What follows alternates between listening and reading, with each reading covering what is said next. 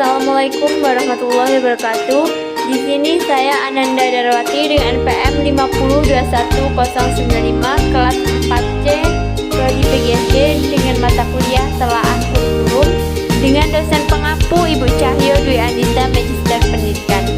Untuk pertemuan kali ini saya akan sedikit menjelaskan mengenai materi menelaah buku guru, buku siswa, RPP, dan silabus.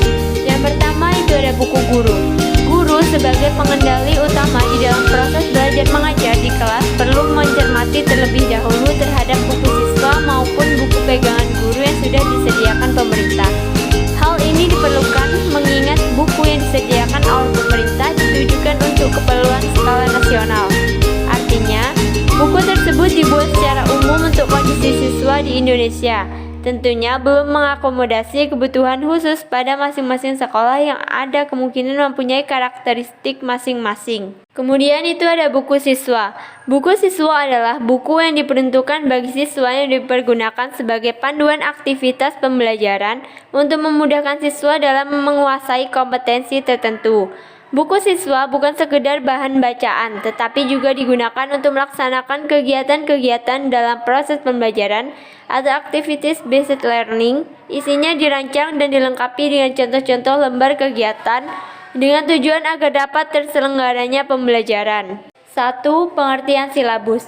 Silabus adalah rencana pembelajaran pada suatu dan atau kelompok mata pelajaran tertentu yang mencakup standar kompetensi, kompetensi dasar, materi pembelajaran, kegiatan pembelajaran, indikator, penilaian, alokasi waktu dan sumber atau bahan ataupun alat belajar. Silabus merupakan penjabaran standar kompetensi dan kompetensi dasar ke dalam materi pembelajaran, kegiatan pembelajaran, dan indikator pencapaian materi pencapaian kompetensi yang merupakan tolak ukur penilaian. Pengembangan terhadap komponen pokok dalam silabus merupakan kewenangan guru, karena gurulah yang tahu kondisi real yang sebenarnya terjadi pada lingkungan belajar siswa. 2. Fungsi silabus.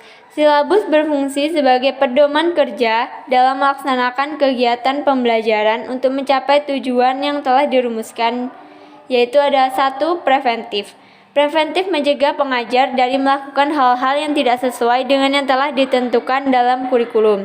Yang kedua itu ada korektif.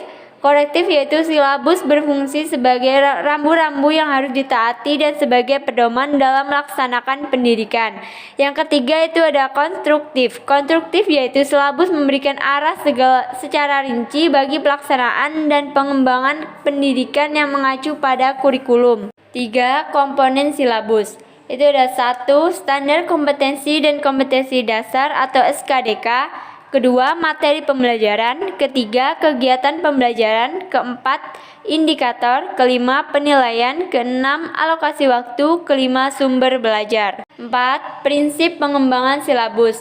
Dalam pengembangannya perlu memperhatikan prinsip-prinsip pengembangan silabus, diantaranya relevansi, fleksibilitas, kontinuitas, efektivitas, efisiensi, konsistensi, dan memadai. 5. Unit waktu silabus. 1. Silabus mata pelajaran disusun berdasarkan seluruh alokasi waktu yang disediakan untuk mata pelajaran selama penyelenggaraan pendidikan di tingkat satuan pendidikan. 2. Penyusunan silabus memperhatikan alokasi waktu yang disediakan per semester, per tahun, dan alokasi mata pelajaran yang sekelompok. 3. Implementasi pembelajaran per semester menggunakan penggalan silabus sesuai dengan standar kompetensi dan kompetensi dasar untuk mata pelajaran dengan alokasi waktu yang tersedia pada struktur kurikulum. 6. Pengembangan silabus. Pengembangan silabus dapat dilakukan oleh para guru secara mandiri atau berkelompok dalam sekolah atau beberapa sekolah. Disusun secara mandiri oleh guru apabila guru yang bersangkutan mampu mengenali karakteristik siswa, kondisi sekolah, dan lingkungannya.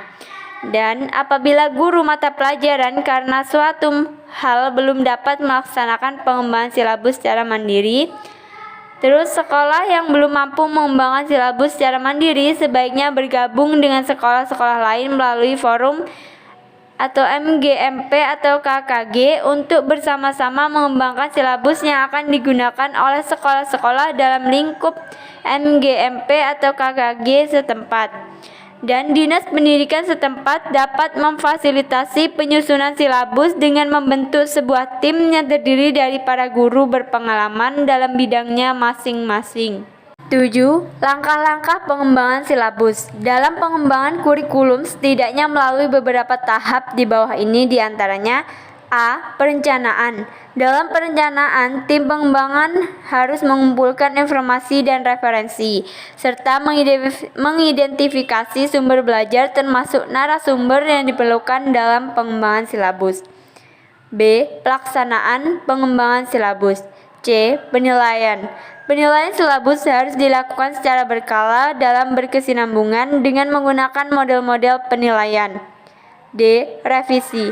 Draft silabus yang telah dikembangkan perlu diuji kelayakannya melalui analisis kualitas silabus. E. Revisi. Draft silabus yang telah dikembangkan perlu diuji kelayakannya melalui analisis kualitas silabus. F. Pengembangan silabus berkelanjutan. 8. Pengertian RPP.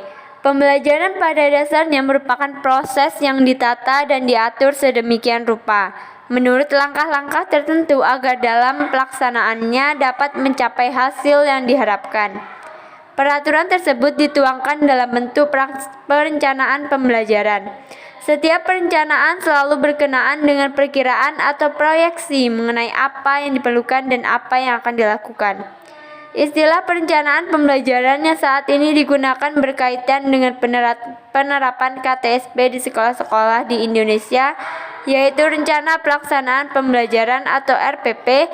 Pada waktu yang lalu dikenai istilah Satuan Pelajaran atau SATPEL, Rencana Pelajaran atau RENPEL, dan istilah-istilah sejenis lainnya. 9. Komponen RPP. 1. Kolom identitas mata pelajaran. 2. Standar kompetensi. 3. Kompetensi dasar. 4. Indikator pencapaian kompetensi. 5. Tujuan pembelajaran. 6. Materi ajar atau materi pokok. 7. Alokasi waktu. 8. Metode pembelajaran. 9. Kegiatan pembelajaran. 10. Penilaian. 11. Sumber belajar. 10. Prinsip-prinsip penyusunan RPP. 1. Perencanaan pembelajaran harus berdasarkan kondisi siswa. 2. Perencanaan pembelajaran harus berdasarkan kurikulum yang berlaku. 3. Perencanaan pembelajaran harus memperhitungkan waktu yang tersedia. 4. Perencanaan pembelajaran harus merupakan urutan kegiatan pembelajaran yang sistematik. 5. Perencanaan pembelajaran bila perlu dilengkapi dengan lembaran kerja atau tugas dan atau lembar observasi. 6. Perencanaan pembelajaran harus bersifat fleksibel. 7. Perencanaan pembelajaran harus berdasarkan pada pendekatan sistem yang mengutamakan keterpaduan antara tujuan, kompetensi, materi, kegiatan belajar, dan evaluasi. 3. Langkah-langkah menyusun RPP. 1. Menuliskan identitas mata pelajaran. 2. Menulis standar kompetensi. 3. Menuliskan kompetensi dasar.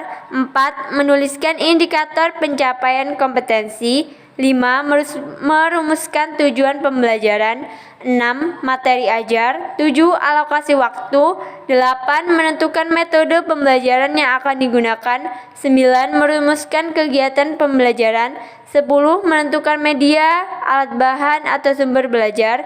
11. Penilaian hasil belajar. Baiklah, itu tadi sedikit penjelasan mengenai materi menelaah buku guru, buku siswa, RPP, dan silabus. Semoga dapat bermanfaat.